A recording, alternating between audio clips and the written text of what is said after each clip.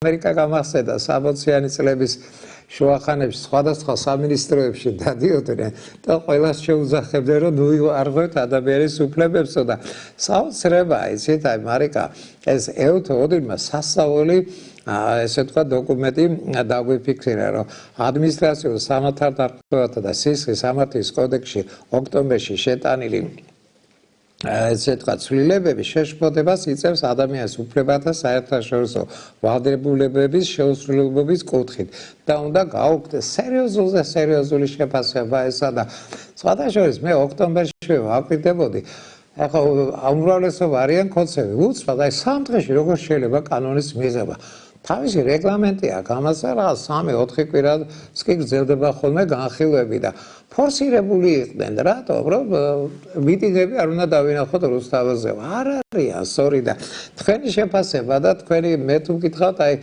სწორედ თქვენაერებზე დგას დღეს საქართველოს დემოკრატია იქნება თუ გაუქმდება მადლობა რომ ჩემი სტუმარი ხართ გისმენთ და მითხარით აი თქვენ თვითონ კმაყოფილი ხართ თუ არა აი ამ სრელობები და პროტესტის აი ამ ახალი და ცივილიზებული ფორმის გამონახვით მოგესალმებით დავით პირველ რიგში დიდი მადლობა მოწვევისთვის და მოდით რადგან ორ ნაწილად იყოფა ეს თქვენი კითხვა დავიწყებ აი ხას გადის კადრები ვხედავ აქციით რომელსაც ჩვენ მეთეონე ჭალიძესთან და რეჟიმის პატიმრების ოჯახის წევრებთან ერთად ვაკეთებთ და მივდივართ თითოეულ ადმინისტრაციულ ორგანოსთან საჯარო დაწესებულებასთან და ვუყვებით მათ რეჟიმის პატიმრების საქმეებში არსებულ სამართლებრივ აბსურდზე ვუყვებით მათ იმ რეალობის შესახებ რომელიც დღესდღეობით უკვე ყოველდღიურობად იქცა საქართველოში იმ რეპრესიების და ზეწოლების შესახებ რომელსაც ასობით და ათასობით ადამიანი განიცდის რეჟიმისგან ოცნების რეჟიმისგან და ჩვენი მიზანი არის რომ ეს ადამიანები გამოვაფხიზლოთ მათ დავანახოთ ის რეალობა რაც მართლა არსებობს საქართველოში და შევახსენოთ მათი ვალდებულება რომ ამ ყველაფრის გამოსწორება სწორედ მათ ვალდებულებას წარმოადგენს როგორც თავის დროზე ეს ფიცი დადეს მათ როგორც საჯარო მოხელეებმა დღეს ჩვენ ვიყავით კანცელარიასთან და ვიყავით ასევე საგარეო საქმეთა სამინისტროსთან და აქ ნიშანდობლივია ის რომ საგარეო საქმეთა სამინისტროს ჩვენ ფაქტობრივად შევახსენეთ ის მისი ვალდებულება რომ სწორედ ასე ვთქვათ პოზიტიური და მნიშვნელოვანი როლი შეასრულოს სწორედ ევროინტეგრაციის პროცესში და იმ პროცესში რომელიც შეაჩერა 28 ნოემბერს ოცნების პრემიერად წოდებულმა კობახიძე ვინაიდან სწორედ მან 28 ნოემბერს გამოვიდა და განაცხადა რომ ოცნება და ის აჩერებდნენ მოლაპარაკების პროცესს თან და ევროინტეგრაციის პროცესს. რამაც გამოიწვია ის უწყვეტი აქციები და პროტესტი რომელიც დღემდე მიმდინარეობს საქართველოს სხვადასხვა ქალაქებში, ხო? და ეს უწყვეტი პროტესტი იმდენად შემაწუხებელი გახდა რეჟიმისთვის, რადგან ამ პროტესტის ფარგლებში, ესე იგი, ისინი ვერ ახდენენ ნორმალიზებას პროცესების, მიტაცებული ხელისუფლების და მიტაცებული ძალაუფლების შენარჩუნებას, ესე მყარად ასე ვთქვათ, რომ დაიწყეს იმაზე ფიქრი დიდი ხანია, როგორ მოახდინონ ამ პროტესტის გაჩერება. ჩვენ ვუყურებდით, ნახეთ ფაქტობრივად ყველაფერი, ნახეთ ადამიანების ცემა, სასტიკი მოპყრობა, ტიტუშკების დახვედრა, ლანძღვა, ფიზიკური და თუ სიტყვიერი შეურაცხყოფა და ვნახეთ გაზრდილი ჯარიმები ამ რეპრესიების ფარგლებში, ათმაგად გაზრდილი ჯარიმები, რომელიც თავადვე აღიარეს, რომ არ მუშაობდა და პროტესტს ვერაფერს აკლებდა და ჩვენ ბოლოს ვნახეთ უკვე ის ბოლო ცვლილებები, რომლის ადმინისტრაციულ სამართალდარღვევათა კოდექსში და სისხლის სამართლის კოდექსში, რომლის ფარგლებშიც ფაქტობრივად აზრის გამოხატვის კონსტიტუციით და საერთაშორისო სამართლით აღიარებული უფლება აქციეს კრიმინალიზებულ ქმედებად. რადგანაც ასე ვთქვათ, მის ადამიანი თუ კი გამოიყენებს და ისარგებლებს პროტესტის უფლებით და ამ შესაძლებლობით, ის უკვე ხდება ან ადმინისტრაციული დაკავების, ან შესაძლოა გახდეს სისხლის სამართლებრივი დევნის მსხვერპლიც კი. რა თქმა უნდა, ამ ყველაფერს რეჟიმი აკეთებს იმისთვის, რომ როგორმე გააჩეროს პროტესტი, რომელიც უწყვეტად მიმდინარეობს, როგორც უკვე აღნიშნეთ, თქვენც იცით ხომ, ამდენი ხნის განმავლობაში საქართველოს სხვადასხვა ქალაქებში ყოველდღიურად. ვერ ახერხებს რეჟიმი ამის გაკეთებას და ჩვენ ხედავთ, რომ ვერ იმუშავა ვერც ამ კანონმა, ეგრეთ წოდებულმა ახალმა ცვლილებებმა, რომლის მიზანიც იყო, ასე ვთქვათ, რეპრესიების გაძლიერება ადამიანებთან მიმართებით, ხომ? და ჩვენ ვხედავთ, აი სტატისტიკაც ამას აჩვენებს, თავიდან თავად ამბობდნენ, რომ თითქოს და 50 ადამიანი იდგა ქუჩაში და ამ დროს აღმოჩნდა, რომ 100-ზე მეტი და 160 უკვე ადამიანის მიმართ აწარმოეს სისხლისამართლე ადმინისტრაციული ძალიან დიდი ციფრია რა.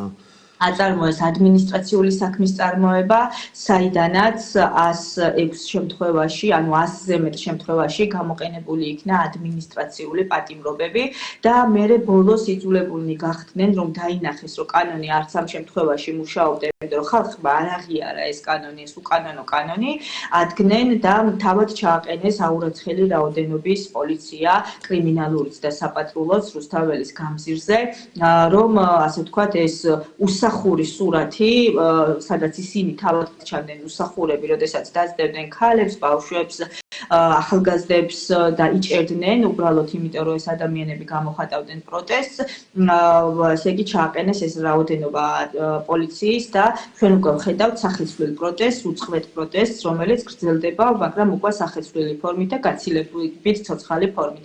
ეხლა რაც შეეხება ეუთო ოდირის დასკვნას, ძალიან მნიშვნელოვანი დოკუმენტია, ეს ზუსტად ასახავს იმას, რაც ხდება და მართლა დიდი მადლობა მათ, რომ ეს შეაფასეს ის, რაც ჩვენთან ხდება და ქალბატონო, აი გულწრფელად გეუბნებით, მარიკა, ეს ახლანდელი ამბავი არა, აი სხვადასხვა მზია რისთვის დააკავეს მაშინ. ეს გამოესარჩა ახალგაზრდებს, ვისაც პოლიციელები სცემდნენ. მხოლოდ ამიტომ გააკრა, რომ პოლიცია ძალადობს. აი ეს რაც არის, აი მაგათი ბრალია, ხელისუფლების ბრალი არის. ჩერის ქალბატონი რო დააკავეს, აი მაშინ ვიფიქრე, რომ ესენი გაგიჟდნენ მეთქი. არ შეიძლება იცით ძალადობა იყოს სახელმწიფო პოლიტიკის რანგში. არ შეიძლება რომ ვიღაცა აყლაყუდა პოლიციელი დედას აგინებს მზიას. არ შეიძლება რომ ეს შერჩეს. არის სწორი, იცით 150 კაცი პოლიტპატიმარი რეკორდებს ხსნიან ეს უბედურები რა.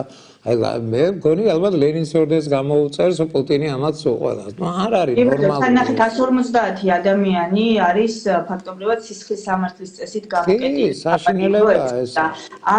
100-ზე მეტი ადამიანი იყო უკვე მხოლოდ ბოლო 1 თვის განმავლობაში ადმინისტრაციული წესით. თან აქ ნიშანდობლივია რა, რომ ყველანაირი მორალურ ზღვარს ცდებიან. იმიტომ რომ ამათთვის რეალურად აი თითქოს და ოჯახის სიწმინდეს რო გვასწავლიან და ოჯახის სიწმინდეს არიან ამოფარებული და რაღაცა დღეებს ნიშნავენ, ხომ? მე პირადად ხედავ და მონაწილეობს საქმეებში, სადაც მაგალითად წიბახაშვილების საქმე რომ ავიღოთ, იქ არ ვიყავი როგორც ადვოკატი ჩართული, თუმცა ვიცით ხომ, რომ ერთ ღამეში ოჯახის 4 წევრის მიმართ განახორციელეს ადმინისტრაციული წარმოება და დედა და 2 შვილი ერთ ღამეში ციხეში გამოკეტეს, ხო, იზოლატორებში. ასევე არის ის შემთხვევა, ბაიას და ფატის შემთხვევა, როდესაც პენსიონერი დედა და ახალგაზრდა გოგო შვილი გამოკეტეს იზოლატორებში, მხოლოდ და მხოლოდ იმიტომ, რომ აი ეს ხელ ჩაკიდებული ულამაზესი სურათია, ხო, ერთიანად რო შევხედოთ და აღწეროთ, დედა როგორ უმაგრებს ახალგაზრდა პატარა შვილს, ზურგს და ეხმარება იმ პროტესტის გამოხატვაში, ეხმარება იმაში, რომ არ დაკარგოს მომავალი და ევროინტეგრაცია, ხომ? რეალურად ესენი არიან ის ძალა, რომელიც გვართმევენ ქართველობასაც, ტრადიციასაც, არც ხალხს სცემენ პატივს, არც ოჯახის სიწმინდეს სცემენ პატივს, არაფერს არ სცემენ პატივს და ყველანაირი მორალური ფსკერი აქვთ გახვრეტილი. იმიტომ რომ აღარ არსებობს ღირებულება, რომელსაც ესენი არ შეხებიან და არ შეხებიან ცუდად.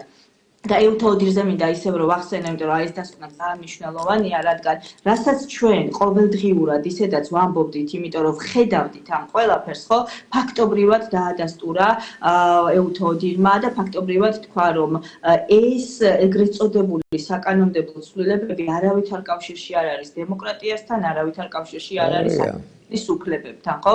მეტიც ამ ოდირის დასკვნაში ფაქტობრივად შეფასებულია თავად პროცედურული ნაწილიც, თუ როგორც მოხდა მისი მიღება და თქვენ კარგად აღნიშნეთ ეს საუბრის დასაწყისში, რომ დაჩქარებული წესით მოხდა ისე, რომ ფართო დისკუსია, საჯარო განხილვა, ზოგადად რას აპირებდნენ და როგორ აპირებდნენ, ამასთან დაკავშირებით არ ყოფილა. ეს მიუთითებს იმაზე, რომ რეჟიმი ჩქარობდა და რეჟიმის მიზანი იყო არა რაიმე პოზიტიური ცვლილების შეტანა, არამედ რაც შეიძლება სწრაფად მიეღო ისეთი ცვლილებები, რომელიც პროტესტს გააჩერებდა და ადამიანებს დააშინებდა.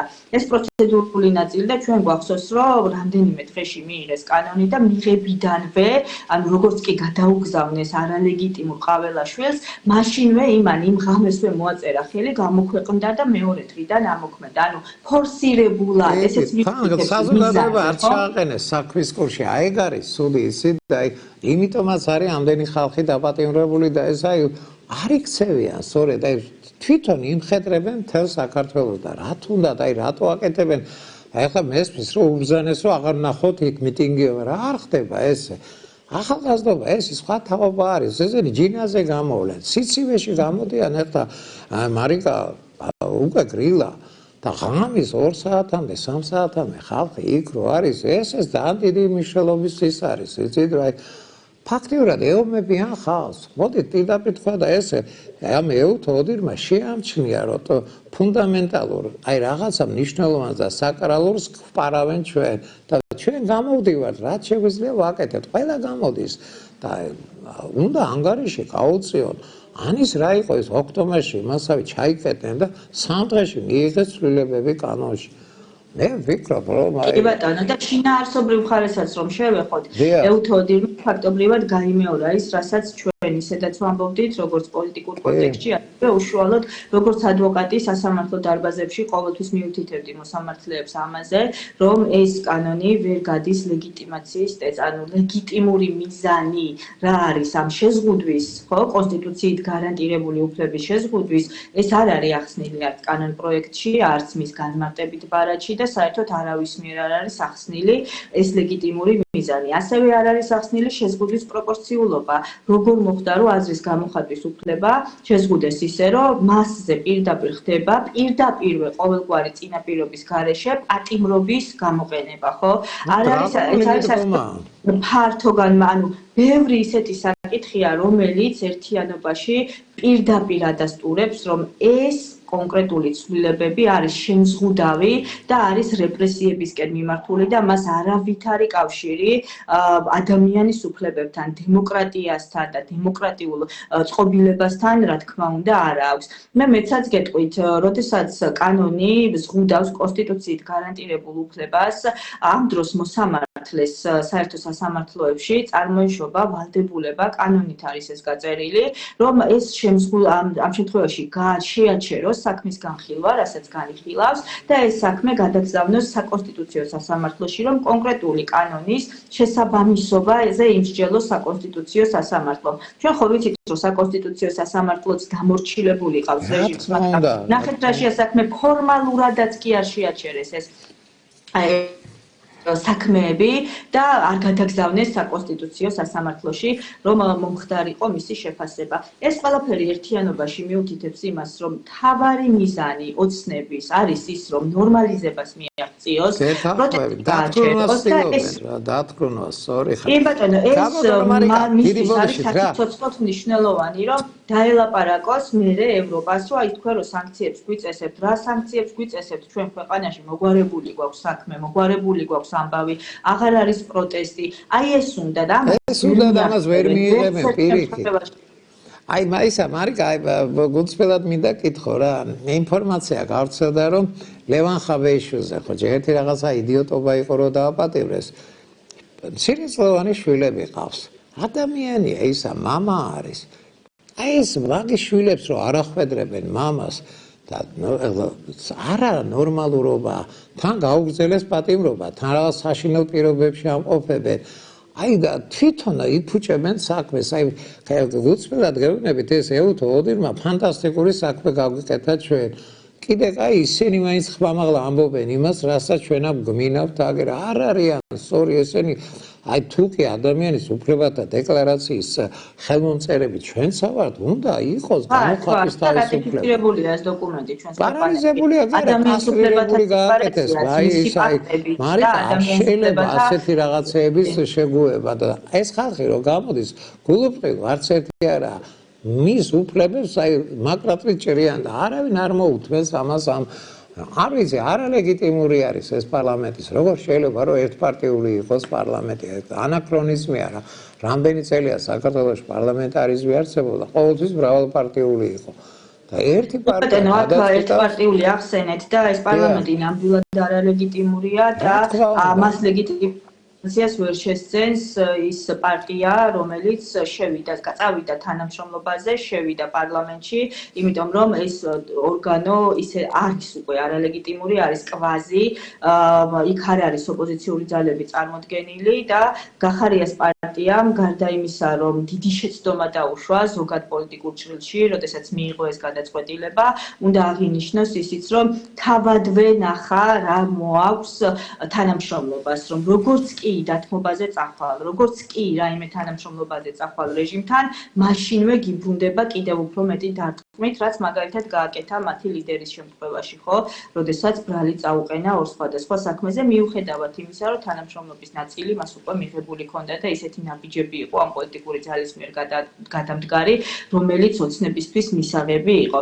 და მინდა ვისარგებლო შემთხვევით ასევე და მე აღვნიშნო რომ პარლამენტთან უკვე მე-18 დღეა ამ უცხლეტი პროტესტის ფარგლებში მე-18 დღეა ადამიანები შიმშილობენ და ამ შიმშილის ანუ პროტესტის უკიდურესი ფორმით აფიქსირებენ თავიანთ პროტესტს და აქვთ მათ მოთხოვნა რომ თავისუფლება ყველა რეჟიმის პატიმარს და ასე ვთქვა ახალი არჩევნები რა თქმა უნდა ახალი საპარლამენტო არჩევნები ახალი პირობების შესაბამისად სამართლიანი პირობების შესაბამისად იქ შიმშილობს არაერთი ადამიანი, მათ შორის გედევან ფოფხაძე, დარეჯენ წვიტარია. როგორ გახდა შემცოდა დღეს სურათი ვნახე გაწოდა.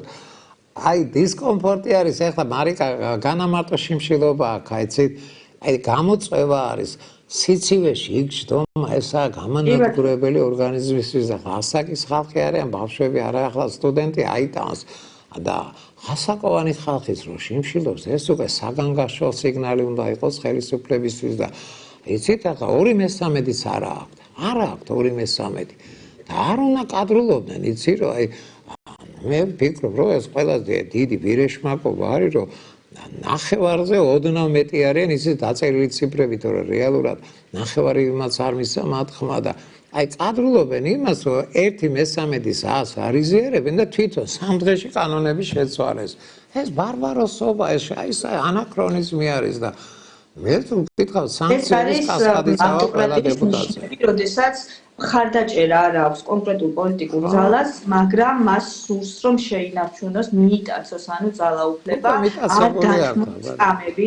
არ დათმოს ეს პოზიციები და გააგრძელოს ქვეყნის ჯიჯგნა, გააგრძელოს ფულის კეთება, ფულის ჭამა, ადამიანების გაუბედურება და ამ ყველაფერს ვინც ეწინააღმდეგება, ვინც ეუბნება რომ არა შენ არ გეკუთვნის ეს, იმიტომ რომ არ გაქვს შესაბამისი მხარდაჭერა ელექტორალური, არ გაქვს შესაბამისი, ასე ვთქვათ, მანდატი, ყველა ასეთ ადამიანს ებრძვის და ყველა ასეთი ადამიანის მიმართ ახორციელებს რეპრესიებს.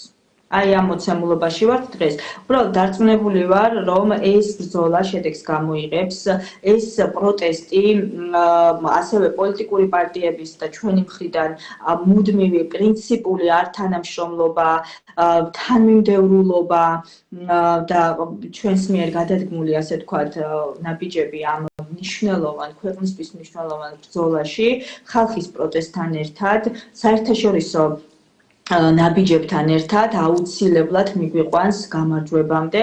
უბრალოდ არ უნდა დავიღალოთ, ჩვენ ვხედავთ ხო, რომ რეალურად უკვე ოცნება გადასულია იმაზე, რომ თითქოს და ძალის დემონსტრირება გაგვიკეთოს. საუკეთოს ძლიერ პოზიციაში მყოფს სუბიექტს არ სჭირდება არც პარტიების საკრძალვა, არც რეპრესიული კანონები, არ სჭირდება ეს ძალმომრეობა და ძალადობაზე გადასვლა იმას, ვინც არის ძლიერ მდგომარეობაში. შესაბამისად, ისინი არიან სუსტად, მათ იციან, რომ მიტაცებული ძალაუფლების შენარჩუნება ყოველდღიურად უჭირთ და ჩვენ რაც მოგვეთხოვება არის ის, რომ გავაგრძელოთ ჩვენი უწყვეტი პროტესტი, გავაგრძელოთ წინააღმდეგობა, არ ვითანამშრომლოთ რეჟიმთან და ამ ფორმით დღეს იქნება თუ ხვალ ზუსტად არ ვიცი როდის უბრალოდ აუცილებლად მივალთ გამარჯვებამდე.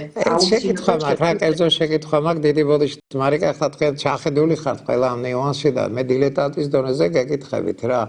არანორმალურობა იცით, როდესაც იჭერენ ადამიანს რუსთაველს პარლამენტში და ზესტაფონის იმაში ციხეში ამყოფებენ. კი ბატონო, სხვა შორს ხვალ მივდივარ ზესტაფონში არის ესა, იცით, აი თუ კი მშობელს უნდა ნახოს, რატო უგზალავენ? აი მშობელს ნახვის უფლება უნდა გქონდეს. არ არის სწორი, ამის არის, ახლა გაიმაშე აზერბაიჯანში გაიყვანონ და ადგილები აღარ აქვს და მთელი ციხეები არის გადაჭედილი. აი ზესტაფონში რატო უნდა ათენებდეს სტუდენტი, რომელიც მიტინგზე იყო და მშობელი ეძებს? და ას გეტყვიან, სად არის რომ ან რა წესია ეს ქალაქიდან გაყვანა კაცო. მე აი იდეის დონეზე გეკითხებით, იცით, აი იდიოტები იყვნენ ამ ოქტომბერში რომ ესე ფორსირება გააკეთეს.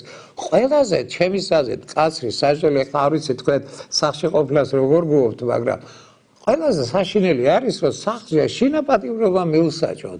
რა წესია ესა რომ ზესტაფონში და იმაში რა ქვია ფოთში და სადა რა გზავნიან ამ ბიჭებს ჯერ მგზავრობა ამ სიშორე გზაზე. ნუ რატო აკეთებენ ამას? ისინი გამწარებულები გამოვლენ, მე ადრე თუ გიან ისინი შულს იძიებენ. არ მესმის ეს აი დაჟა დათხრუნა უნდა და ვერ დათხრუნავენ ამ თაობას. თქვენი აზრი?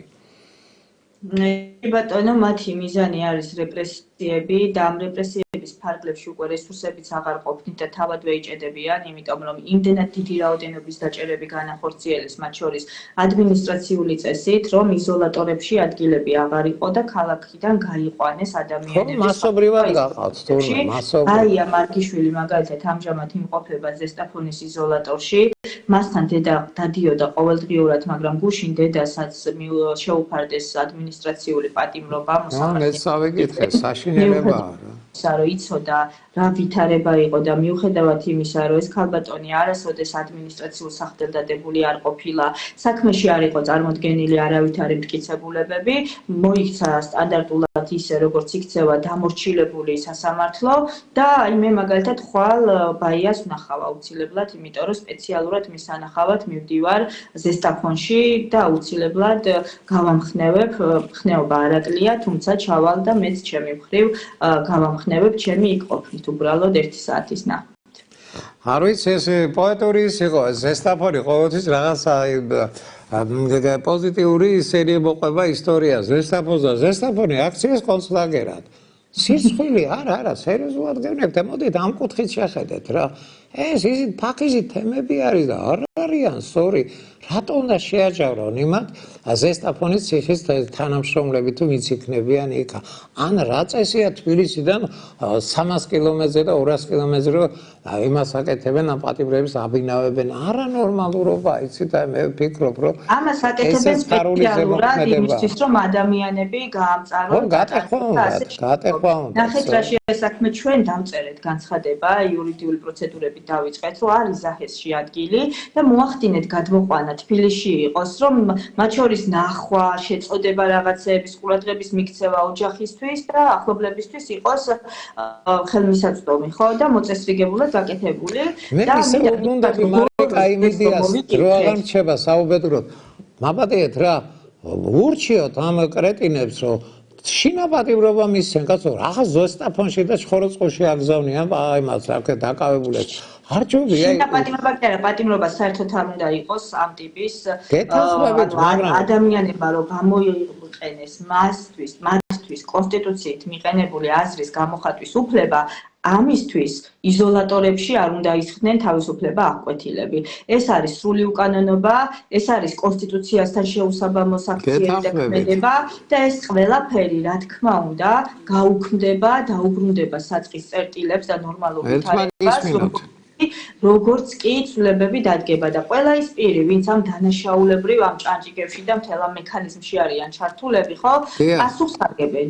აუცილებლად დადგება. თქვენი აზრი მაინტერესებს. დიდი ბოდიშით რა. 28-ში არის, მე თუ გითხართ, მასობრივი მსვლელობა იქნება. მოლოდინი არის, რომ 150,000-მდე მინიმუმი მაინც ადამიანი გამოვა. აი რას წარმოგიდგენიათ აი ეს ამ ბოლო დღეებში განსაკუთრებული აგრესიით რომ იჭერენ ამ ადამიანებს და 9 შვილის დედა რო დაიჭირეს, ნუ იდიოტები უნდა იყვნენ, როგორ შეიძლება 9 შვილიანი დედის დაპატიმრება და არ ვიცი, შეიძლება რაღაცა მოხდეს და მე ვფიქრობ, რომ აი გაანალიზოთ უნდა ყველაზე, აი მე თუ გითხრათ ბინძური ხრიკებს მოიგონებენ ეს კგბ-შნიკები და ან კონსოლიდირებული უნდა იყოთ, ან ყოველ შემთხვევაში საჯარო განხილვის საგანი უნდა იყოს ის 28-ში რა ეშელონის საიწავა, როგორ წავა და როგორ გაკონტროლდება და ესე თქვა დემოკრატიული ძალებით აი მოძალადეებისაგან დაცვა ამ ხალხის მოსაფიქრებელია, კი ჯერ კიდევ დრო, მაგრამ ყველაფერი უნდა დაიგეგმოს, რომ ეს 4 ოქტომბრის შეცდომები არ გამეორდეს. ბევრი საფუძველი იქნება მშვიდობიანი მსვლელობა, იქნება მორიგი დიდი აქცია. 28-ში ვიკრიბებით თესეუს კორპუსთან, თბილისის სახელმწიფო უნივერსიტეტის ეზოსთან და იქიდან გავემართებით პარლამენტისკენ. მე ღრმად მწამს, რომ იქნება მრავალრიცხოვანი ეს აქცია, იმიტომ რომ 28 არ არის მარტივი დღე, ეს არის ის დღე, როდესაც ოცნების პრემიერმა ქართველ ხალხს გამოუცხადა, რომ მათი მისწრაფება, ისტორიული მისწრაფება შეაჩერა. ქართულ ხალხს გამოუცხადა, რომ ოცნება და ევროკავშირი, ცივილიზაცია და განვითარება არის ერთმანეთთან შეუთავსებელი. ისე ვიცეს თარიღი მოიფიქრა, კარგი ის გაუკეთეს სიურპრიზი ამ კობახიძეს. მე მგონი მაგაც გილიოტინას ვერასწდება, რა ვიცი, ნუ ყოველთვის პოლიტიკურ გილიოტინა, ძალიან ცუდი და საიზღარი გამოსვლა ქონდა მაშინას, აი აშკარად აი ქართოთ მოძული არის როგორც ჩანს, რა ვიცი, აი როგორ შეიძლება აი მაშინ ესეთი რაღაცის გაკეთება. დიდი მადლობა მარიკა, აი გულწრფელად გეუბნებით, მებრძოლი ჯარისკაცი ხარ და აი ყველაზე დიდი და მნიშვნელოვანი ფუნქცია ადვოკატებს ეს აქვს. დამცველი ხარ, თქვენ ხარ დამცველები ადამიანის უფლებების და ესენი კიდე აი არ ვიცი რა, ვის შევადარო, აი არ ვიცი, თურქებს ყავდა ეგეთი ისინი იანიჩარებით და სისხლშობდნენ მოსახლეობას. ყველგან რაღაცა ბოროტი ძალები დომინირებდნენ და ჩვენი უფლებები, აი მე ვფიქრობ, რომ აი ბევრმა არ იცის რა უფლებები გვაქვს და არ ვიყენებთ ამას. მე ვფიქრობ, რომ აი ბევრჯერ და ბევრჯერ უნდა ესაუბროთ თქვენ ადვოკატები, სახალხო დამცველები ხართ ფაქტიურად. გააგებინეთ ყველას, აი ვინც კი დადის ამ მიტინგებზე, მისი უფლებები რა არის და როგორ უნდა დაიცვან თავიანთი უფლებები. მოხარულიო რა, ჩემი სტუმარი ბრძანდებით, ქალბატონო მარიკა, გულწრფელად გეუბნებით, თქვენი სტანებზე გადადის და მთავარი ტვირთი დაცვის ამ ადამიანებისა და საჭირო ხართ ქვეყნისათვის და ქვეყანა საჭიროებს მართლა თქვენაებ ბევრს და ბევრს. მადლობა თქვენ რომ გვესტუმრეთ, გულწრფელად გეუბნებით, დიდ პატივს გსცემთ ყველა ადვოკატს, ვინც ყველა აი ამ დაჩაგრულებს და გამწარებულებს იცავს სასამართლოებში. გემშვიდობებით, ქალბატონო მარიკა და პატარა რეკლამის შემდგომ ხალხო ბატონი პატა ზაქარიშვილი გვეყოლება სტუმრად.